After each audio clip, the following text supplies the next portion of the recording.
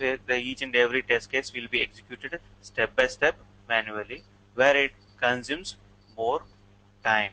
So why we will be testing the application? So to assert the functionalities of a application. So functional testing is a quality assurance process. So you use the functionality testing to verify the functionality of the application under test. So for example, use the functionality to verify whether the AUT successfully completes the transaction or not. Okay, so that this transaction when you do manually, so it might be taking a long time. So you may need more resources to complete the task. Okay, to overcome those issues in the sense to overcome the time consumption taken by the manual testing process, a QTP, an automation tool, is been introduced in the market by the HP. So earlier it was a product of Mercury, later part it is taken over by the HP company. So in a functional testing, what we will be verifying? The functional testing enables us to verify the accuracy, reliability, and predictability. So we will be achieving the same using a QTP tool. So what were the disadvantages of a manual testing? So manual testing is a time-consuming, tedious, and requires heavy investment in the human resources. So and it takes the time constraint often makes it impossible to manually test every feature of the application thoroughly before you release it to the market. Okay, so to address all these issues, an automation testing is done. Okay, now Q, now in the latest version of the QTP in the market is HP UFT, that's 11.5. Okay, that's a HP Unified Functional Testing. So it's a combination of QTP, HP QTP plus service test. QTP is used for a functional testing and regression testing, and the service test is used for a web service API testing, that is called web services testing. You would have heard about it, that is service testing. Okay, QTest Professional is a software testing tool that provides you an automated solution for functionality testing. The QTP enables you to automate the manual test cases. This automation of test cases results in increased productivity of the testing team and increases the reusability of the tests. So what are all the new features of this HPUFT? So these are the new features. So if you see the look and feel of the HPUFT, if you have downloaded it at your desktop, if you see it is totally different than the previous versions of the QTP. Okay. HP Unified Functional Testing IDE supports for editing more than one action at the same time. QTP 11.5 IDE has improved statement completion, improved dynamic list of values, okay, image-based objects, control specific identification, image-based testing feature can allow us to test the applications on non-Windows operating systems. Okay, these are the rest of the features that are listed over here. Okay, new features even in the QTP HP UFT 11.5. Okay, it works on Mozilla Firefox from version 4 to 10. Okay, and it works on Internet Explorer 9 also. It supports these many browsers and improved support for other technologies like Delphi, Oracle, and SAP, Office, MS AA. Okay, so why the QTP holds the upper hand comparing to the other tools that we will see? There are a lot many parameters are there to categorize the differences between the other tools. The licensing cost, additional plugins, efforts and skills, actual end user simulation, operating system, application type, browsers, script development languages, technical support, test development environment. So simply we just will compare. Lot many automation testing tools are there in the IT world. Selenium, QTP, VAT, Test Complete, okay, etc. So many are there. So but in the market we see QTP and Selenium more. So in comparing to the licensing cost, what is the Selenium? It is a open source, and so there is no licensing or a renewal cost of this tool. It's a free of cost.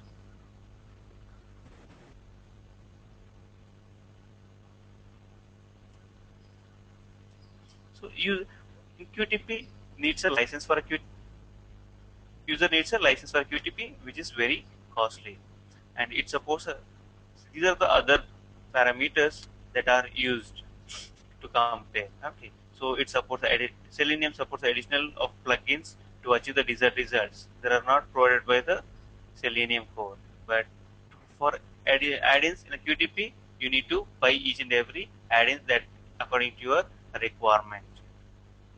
Okay, that I will show you what is the add-in feature in the QTP.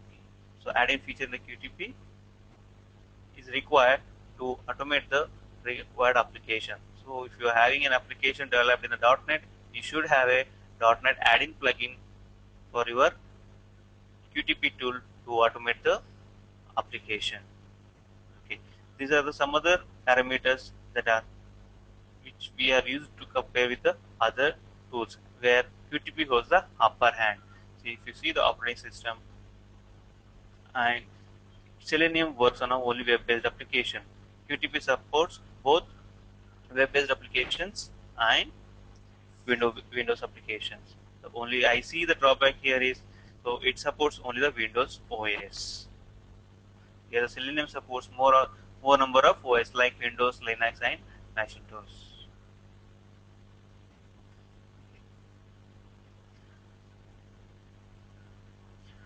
So what is the step-by-step procedure to master the QTP test professional? So first of all, we should understand what is all about software testing. You should be very thorough in software testing concepts, okay, and you should be good in regression testing. So you need to understand automation testing in your project, where it is required. So which part of the application is more often required. So whenever there is a new release comes in the project, so you need to identify the number of the test cases which are need to be carried for the next cycle of the testing. Okay. So to under that is why you need to understand the regression. So to understand, download the so to learn another step is to learn the QTP is first you need to download the tutorial, or you can get it by us to QTP tutorial and go through the tutorial first. Okay, before you go to the tool, so first you understand what is a QTP, what is the tool, what are all there in the QTP, so what are the features are available. First you understand the features given in the QTP, and then download the QTP. That is nowadays it is available for 30 days. Download the student book that is given along with the QTP and understand each and every concept given in the QTP book. Okay. Then the most important thing is the VB script. First, once you learn all the features and the features of QTP tool, then you have to master the VB script. The VB script, why it is a VB script is the actions that you record on an application using a QTP that generates a VB script. Okay, you can use the VB script to enhance your script recorded during the recording session.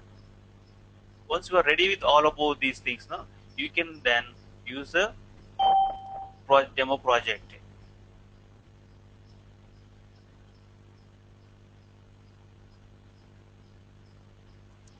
Okay. So here we at QA testing training trains different mode. Our course content is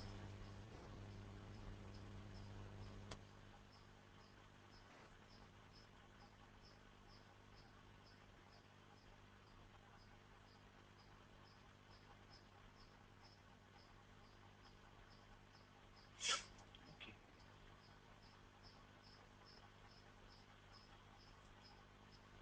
Here at QA testing training, we will be training all these models. So each and every model will be covered with an example based on a web application and Windows application. Each and every topic will be covered with respect to web application and Windows application. So all this will be covered in the basic, from the basic to the advanced level, from framework designing, from the designing of the framework to the end solution of the framework, how to achieve and all. Okay, so what are the fundamentals? What is, why automation is required? So what is the difference between the manual testing and automation testing? How superior is manual testing and how superior is manual testing? And moreover, we need to understand here is automation testing is not a complete replacement of a manual testing. There are some certain areas wherein we can we can't implement the automation testing. We need to do the things manually, and purpose of the automation testing tools. And we will be going through each and every subtopic of the tool and with an example. So that example includes the web application and Windows based application. We will be covering both and this under this training. These are the course content. So this VB script, okay, this is the most important topic for the QTP. So everyone will can do the record and playback, but when it comes to the enhancement part of your script, you need to know the VB script thoroughly. These are the course content at QA testing training. So each and every topic will be covered with an example, and after after the completion of a training, we will be sharing you the script that has been generated during the training session and along with the notes. So how we are different at training is each topic in the course content will be explained using an example from the web application and a window-based application, wherein the trainee can understand the difference between the web-based object and window-based object, how to identify each and every object. After each class, we'll share the script created in the each class. After each class, you will be given assignments on the day's topics so that you can thorough. No need to mug up the things when you go to the next session. So on a daily basis, if you practice the assignments, if you do the assignments, you'll be very thorough with the subject and the usage of the tool. If any tool, if you do not practice thing for time being, you'll forget the things. So we'll make sure that you will not forget the things. We'll give the assignments on a daily basis. The classes will be continued. So classes will not be continued unless training is not clear. So there may be 10 or 15 trainees at the training during the training, but we will not be proceeding unless until the trainee is got cleared with the topic. Trainees will be given a full support even after training through the email support, or we can post your queries in this discussion. So where I will be clearing your doubts. You can join this discussion to get clarify your queries. It's a QAdiscussion.com. The detailed course materials will be given on topic basis. We will be having no video access. Okay, the trainees will be given 30 days of video access after completion of the training. And during the training process, if we have the more students, we will be dividing the students in a team basis, and we will be giving a task to them. And even we have one-to-one discussion or a class with the trainer also. At QA testing, we offer various courses and the trainings that will be given by the experienced working professionals who are best at their work and training. So now we will see the QTP. First, I want to give you the overall picture on how QTP works. Okay. You would have seen this so many web-based applications and window-based applications. So when automating the web-based applications or a window-based application, how QTP is identifying the elements in the page. So here I am saying an element. So when I say an element, what is that?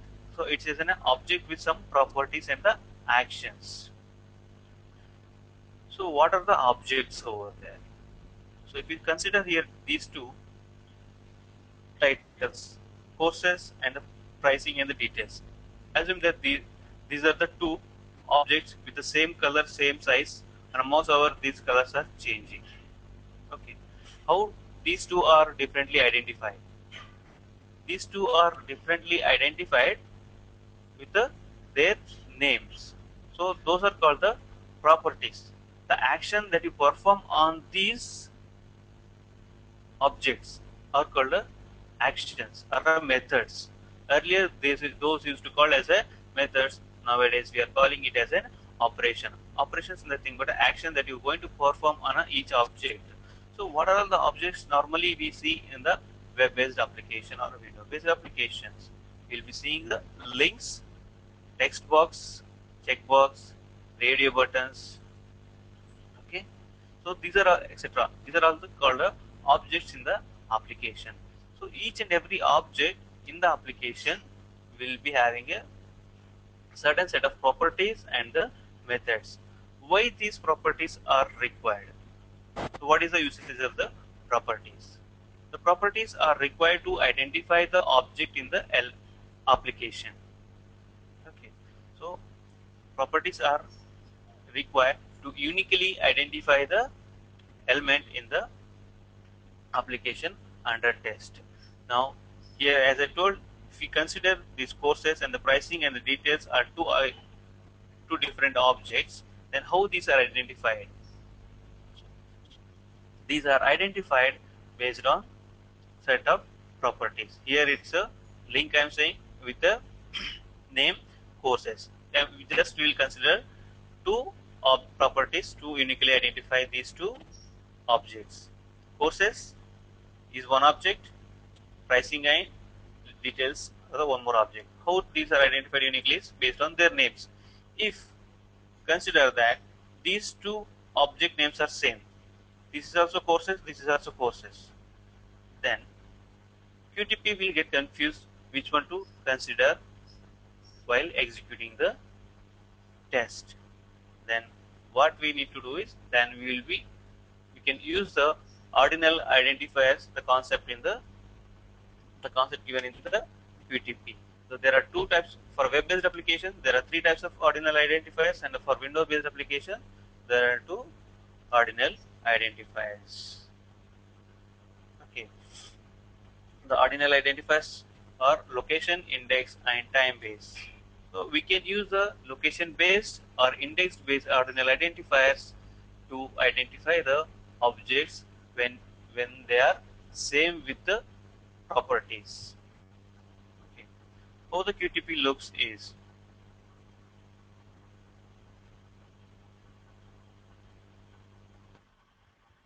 okay.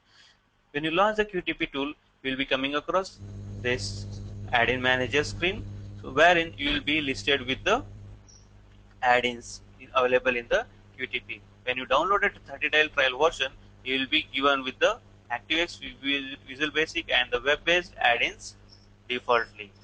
Okay, so you will be select if you are working on a .NET based application, you will be selecting you should have the .NET add-in added in the add-in manager.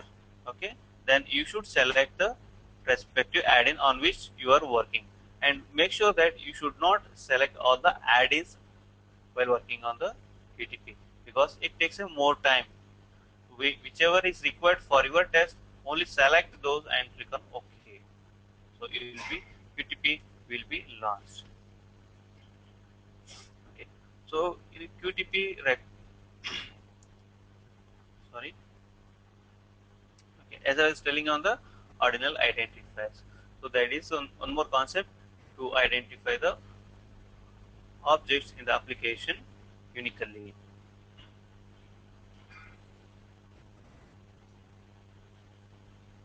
This is the starting screen of the QTP tool, where you will see the menu bar.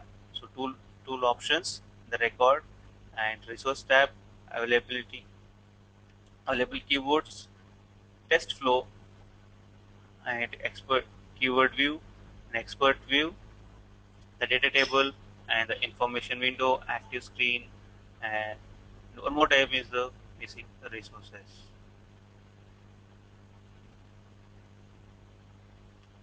Here in this tool, here what is this keyword view and the expert view? expert view generate the VB script.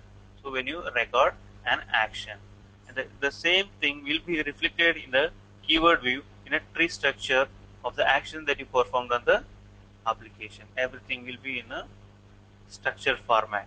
So each and every element, this operation here in this keyword will be generating in a VB script in the expert view. Whatever you write here in the expert view, the same thing will be reflected back in the keyword view.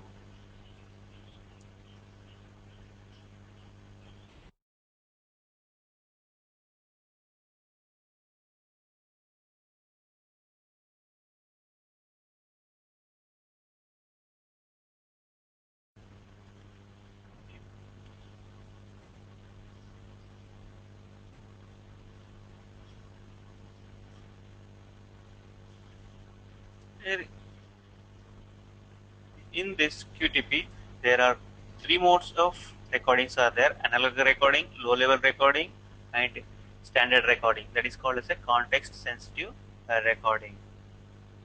So which is used to record your transaction on the application under test.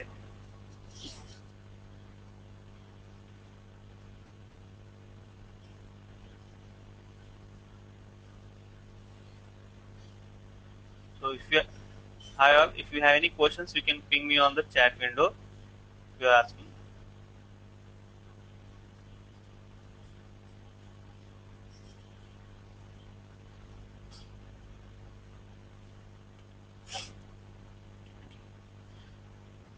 The context sensitive recording mode, so it will record all the transactions that are done on the application under test. When you record an action using a standard mode, it will store the our properties and the methods in the object repository, the heart of a QTP. So object repository is the heart of the QTP, where all the objects and its properties and the operations will be stored. Okay. So for example, I will show you one how it looks like when it is being stored in the application. And one more thing here is, when you are working on a QTP with respect to web-based application, you have to make sure that QTP should be opened first and application later. If you open the QTP later part of the application, QTP fails to identify the application. So it find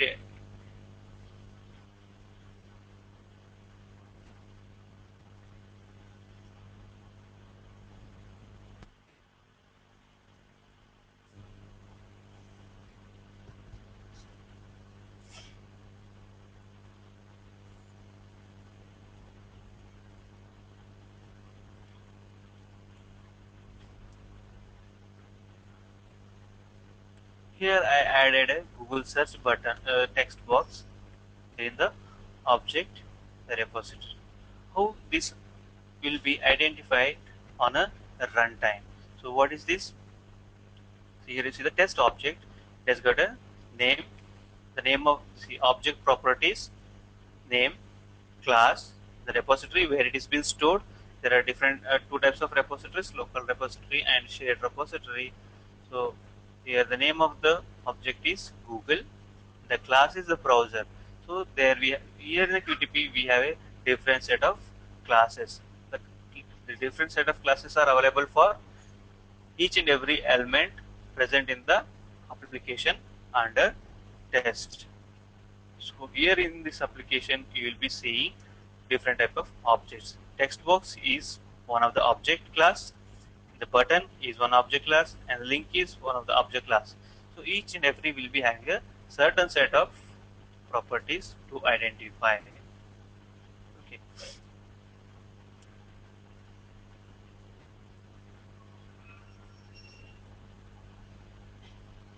Here in this object repository, when you store an object, so it will be stored with the properties and property values. So these properties values will be retrieved from the application. These property values will be retrieved from the application. Now I stored this, how QTP works. Now we will see how QTP works. Now I added this object in the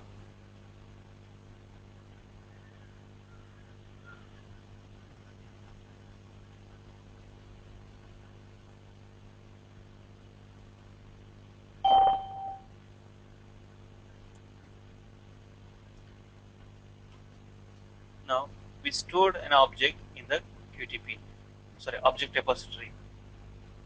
Now, when it is been stored in the object repository, so what it contains? It contains the description properties and the values. Each property in the each property of an object will be having a value. So you can decide these properties, which property you want to read while recording an action on the object, that we will be discussing in the training during the training session. Okay, these on a runtime, what happens is when you playback the script, what the QTP does is it compares these values. The properties will be static, but these values might be changing. The values of the properties might be changing, but the property names may those properties will be static, but the properties static property values will be dynamic. Okay, when I run back this script, what happens is QTP tries to identify the property with this value. First set it will take, then it will take the second set. First it will check what is this. Name is the property with a value. So for which object it is being given? It's being given to an object called class web edit. Okay. Now we understood that QTP identifies the text box and a web-based application as with a class name web edit. Okay. So what it does is each and every element in the application will be having a certain name, okay, some HTML tags, some properties. How do we know that it is a queue or a input only for the HTML tag? So how do we know before we add the object into object repository or we develop the script using a descriptive programming? So we can use, there is an option in the tool that is a object spy. Use the object spy method to know the properties and the operations of an object.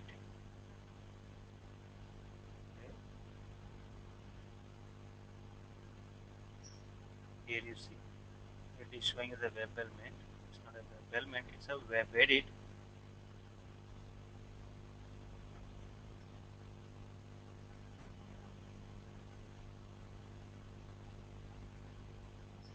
you see properties and operations.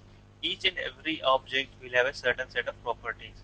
To identify this object web edit in a QTP tool, using a QTP tool, you can use these many number of properties. You can use these many number of properties with the respective values. You can use more than one or more properties to identify the object in the application, and each object will have a certain set of operations that can be performed on the object. So these many operations are available that can be performed on the that can be used to perform on the web edit. Okay. So these are the native operations and the test object operations. Here you see the hierarchical structure of the object. So it's a browser. In the browser we have a page. Then the the page is developed in a web table concept, and in that web table we are looking for a element called a web edit. So what it does on a runtime, it compares the properties and the property value in the application under test. So there are chances that the property name of this object might be changed by the developer. Okay, so that time QTP fails to identify the object. So if it is different, now here it is a queue, the name of the object web edit is queue, it will identify easily. Here is an object to highlight the application, it got highlighted successfully. Now assume that in the application it has been renamed something else. Now I will change the name of the object. Now, if I highlight it, will it identify? No. Selected object cannot be found in the application.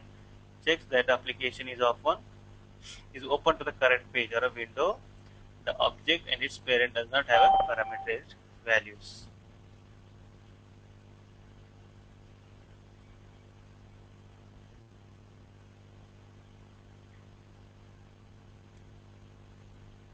Okay.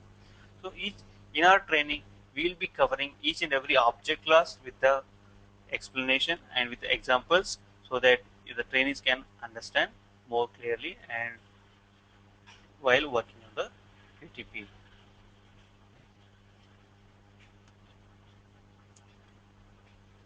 So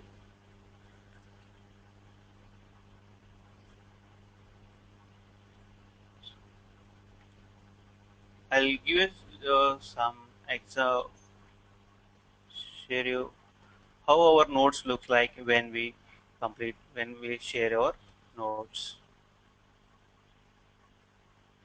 So our notes will be in a detailed manner. So with an examples. So for example, there is a QTP web table concept we are explaining on a training. So that will be explained with theory part and with an examples. So there are a lot many web table methods are available in the QTP to work on the web tables. So each and web table method will be explained with an example. So we will be sharing the notes on a daily basis when we on the completion of the topic.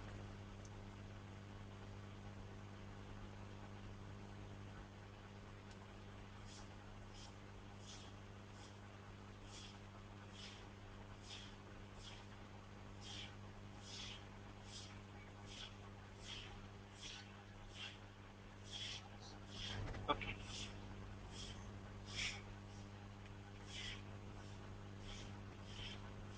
In the descriptive programming. So what is this descriptive programming is all about? So the descriptive programming is all writing the script without using the usage of the object repository. So if you're going with the record and playback method, then you should have a object. You should use the object repository. It normally comes into the picture.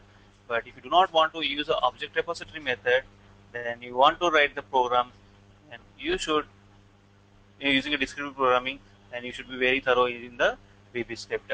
How this descriptive programming is written is, so while writing the program, so we will be using the property names and the values to identify the object.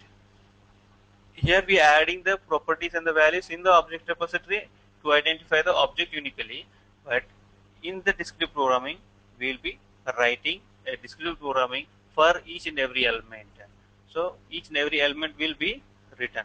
Here is a queue, right? Now I will show you an example how it looks different than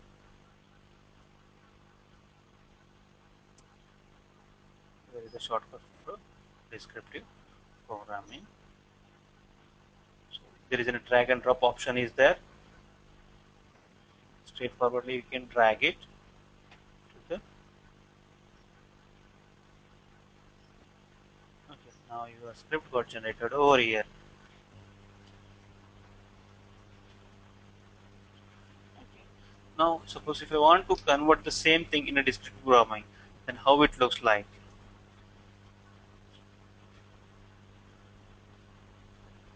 Browser. So we'll not be using the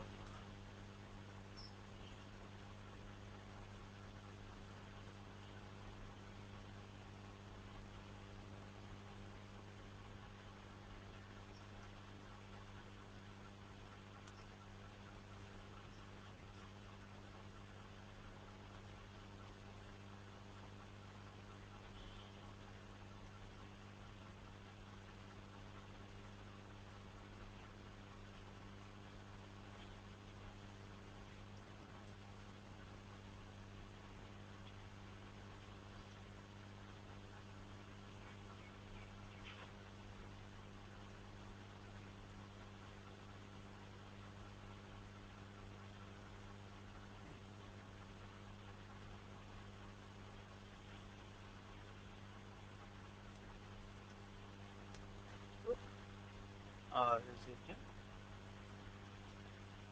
set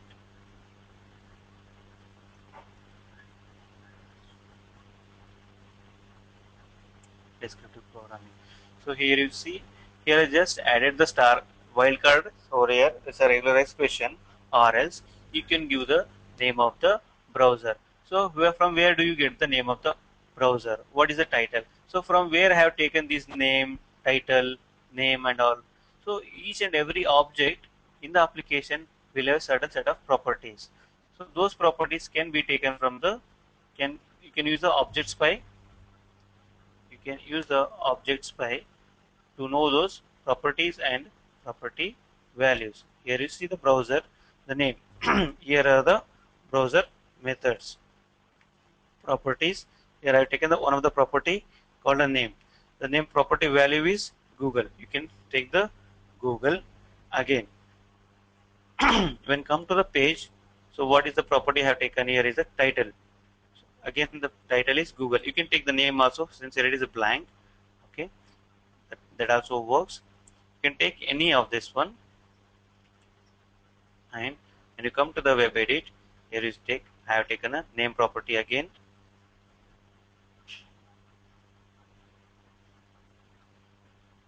You can take the HTML ID.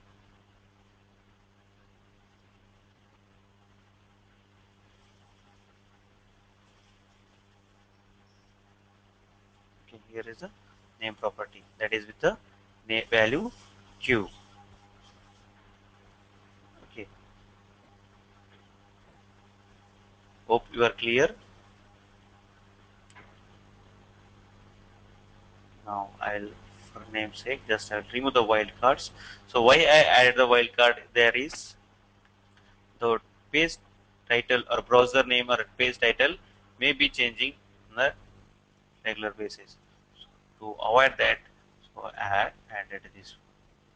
So I'm just commenting the first line using a single quotes. Now here you see how it identifies the object. When I run this, it should enter the value in the search box. So here is saying object is not found in the object repository.